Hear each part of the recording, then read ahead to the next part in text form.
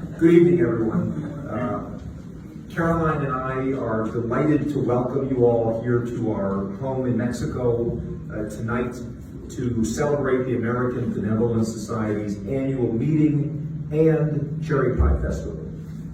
I'm really amazed and honored and delighted by this turnout. This is my very first one of these events as ambassador. I hope that we have many more of these here. We look forward to welcoming you and making this a part of our calendar year as well. So it's wonderful to welcome you all here this evening. And I really want to take this opportunity to congratulate this organization on its 152nd anniversary.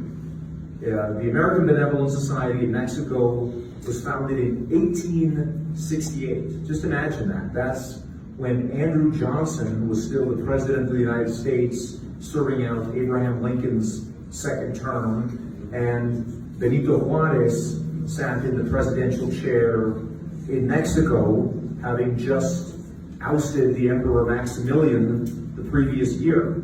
So you think about all that has happened in our world since 1868, and particularly here in Mexico, Porfirio Diaz, the revolution, the PRI, all the things that have happened in that time. And you know, this country is really, I think, unrecognizable from what it was probably in 1968, much less 1868. And anyway, I think it's really a testament to the spirits of the Americans here in Mexico that have kept this organization alive over so many years. And it's really a very proud moment for me as the United States ambassador to Mexico to celebrate this organization with you this evening. It's no coincidence that this philanthropic organization celebrates its anniversary on George Washington's birthday. He, as some of you who follow me on Twitter, and if you don't, you should, but you would know that he is my favorite president. And I feel that we are very blessed as a country in the United States to have had him as our first president to really set the foundations and the precedents for so many that followed him. And such a gentleman and really a true statesman. He famously said, "Let your heart feel for the afflictions and distresses of everyone, and let your hand give in proportion to your purse." Your organization's work here in Mexico over the last 152 years really embodies those noble words. I've been asking my team over the 6 months since I've been here, how many Americans live in Mexico? It seems to me that's a fairly obvious question for an ambassador to ask. And it's been somewhat disconcerting that I can't get an answer to that question. I have heard estimates from 1 million to 1.5 million to 2 million. So that shows that we in the embassy don't really have any kind of crystal ball. We believe that there are probably at least 1.5 million Americans. It's a challenge for us as an embassy to reach the U.S. citizen community in Mexico because of how big and diverse it is. And just looking around this room, I think you get a sense of that diversity. It encompasses people of Mexican ancestry who are born in the United States. They may have grown up completely here in Mexico, but remain American citizens by birth. It may include those who came here to work for a business 30 or 40 years ago and never left. I think that applies to quite a few in this room. It may apply to those who married an American or work for an American institution or have any number of affiliations or links to the United States. And I think organizations like the American Benevolent Society are really the glue that unites us as a community here in Mexico. And I'm so very, very proud to be affiliated with this organization as the United States ambassador. One of our tasks at the embassy is to make sure that we reach out to all of our fellow citizens because it's that bond with the United States that unites us. And we want to remain connected, and we at the embassy want to work with you at the American Benevolence Society to keep those bonds alive. I certainly, personally, have a very special affinity for the binational or expatriate world because that is my own world. As many of you may know, I was born in Spain. My father was a career Foreign Service officer, and I grew up in Latin America, in Asunción, Paraguay, where I went to school, the American school there, for 5 years. Then we moved to Chile, to Santiago, and then to Caracas, Venezuela. For 13 years of my youth, childhood and youth, we lived in Latin America, and I always felt that my own identity was very much as a child of the two cultures.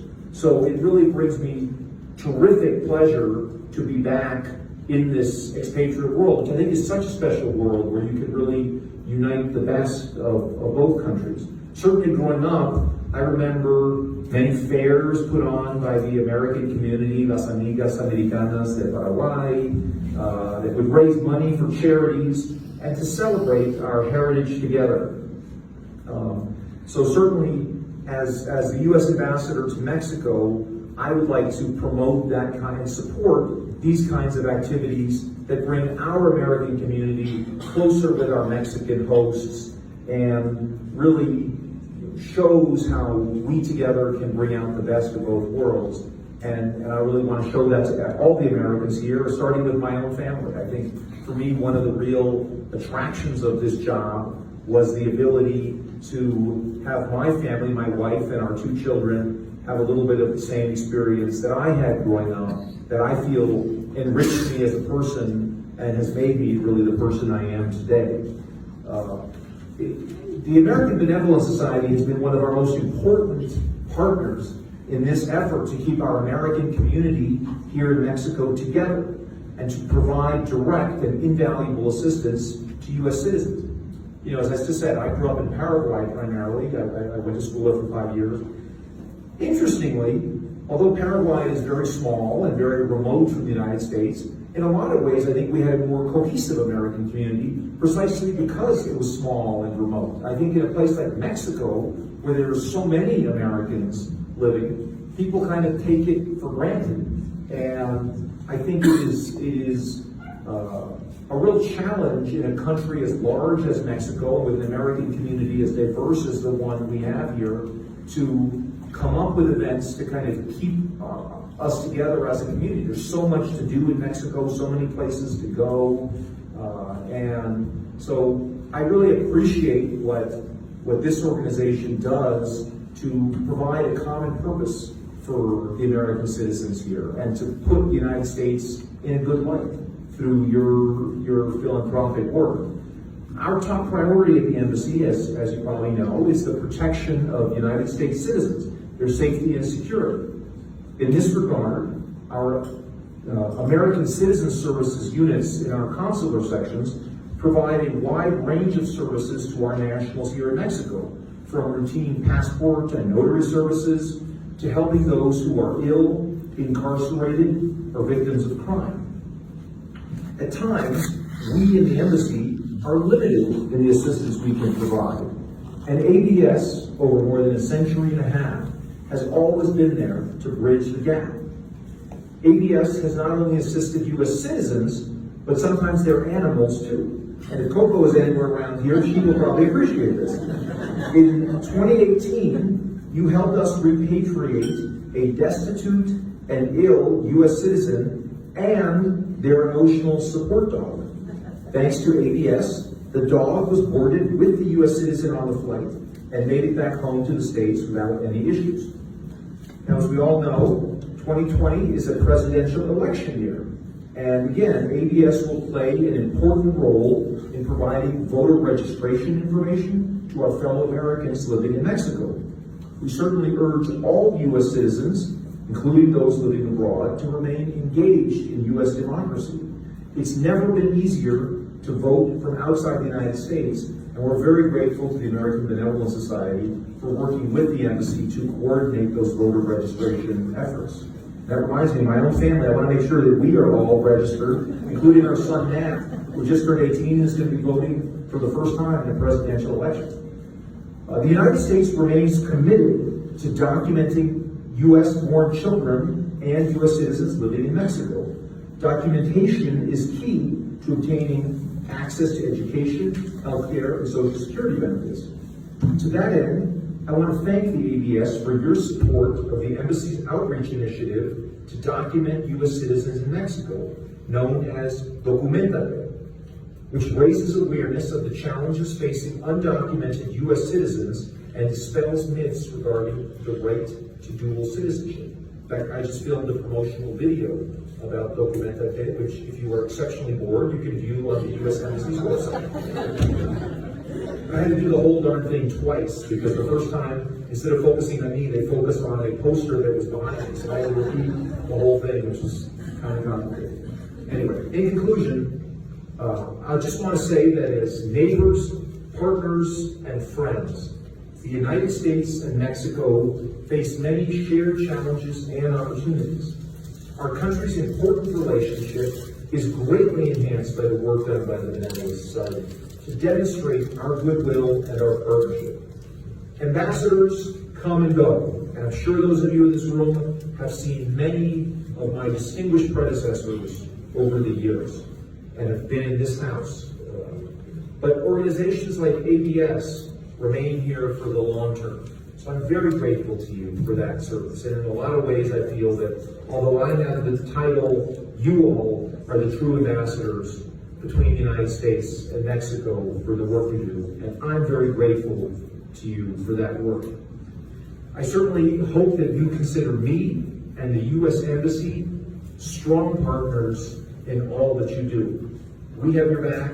I look forward to working with you, and I'm very excited to see how the Cherry Pie Festival works. Thank you very much, and glad to have you here.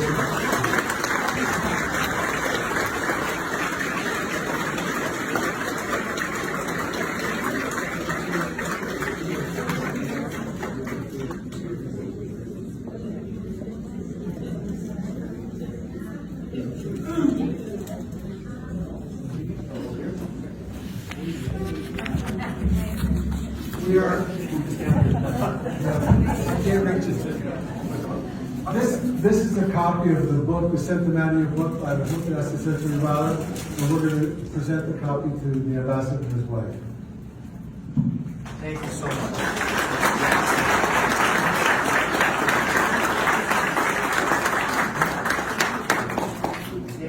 I'm whispering in my ears, Aliki telling me we understand the ambassador has a sweet tooth. The ambassador does have a sweet tooth, unfortunately, although his son told him he needed to lose weight today. So that was the next thing I wanted to get. Okay, thank you very much. And this is a wonderful memento. I was touched looking at all the photographs and those great albums that are on display in the hallway. If you haven't seen them yet, you should take a chance. Seeing how the American Benevolent Society was working with a lot of my very distinguished colleagues back in the 1950s, 60s, 70s, 80s, all the way, every decade. And it's wonderful to have that kind of continuity. I will treasure this book as I treasure your friendship.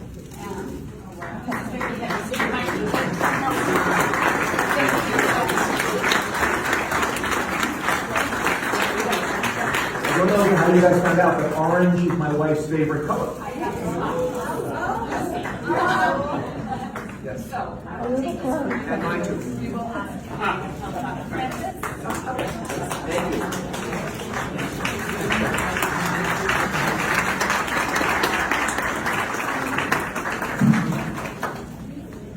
Thank you all. With that, I'm going to invite Francis up, Francis Utanes, our first vice president, to present the winner of this year's Cherry Pie Community Service Award. Francis?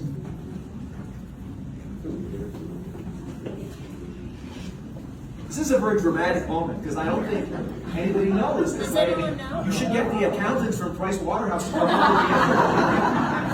I'm the only one. Okay. Our Cherry Pie Award winner was born in Mexico. For the past 50 years, she's been a hard-working volunteer while raising her 3 children and then being a beloved grandmother to 6 grandchildren. Okay, I'm out. Among others, she's been actively involved in Vista Hermosa Grupo Técnico, where she started a program in which children with mental and physical disabilities would go to a traditional school and interact with all students. Carpis, where she worked to procure funds to build a center where children with mental and physical disabilities could learn how to support themselves and live independently with supervision once they were adults. She has been a big lady at the ABC Hospital for over 25 years and served as president. She's been a member of the Club Clínica Amistad and Bremex, Nautica Avanzaro, member of the Christchurch Guild, member of the British Benevolent Society, member of the American Benevolent Society Board. Which you get to be on both? I thought you fought a revolution for that. Remember, we talked about financial. Okay, fair enough. This year's Cherry Pie Award is presented to our dear Missy Holder.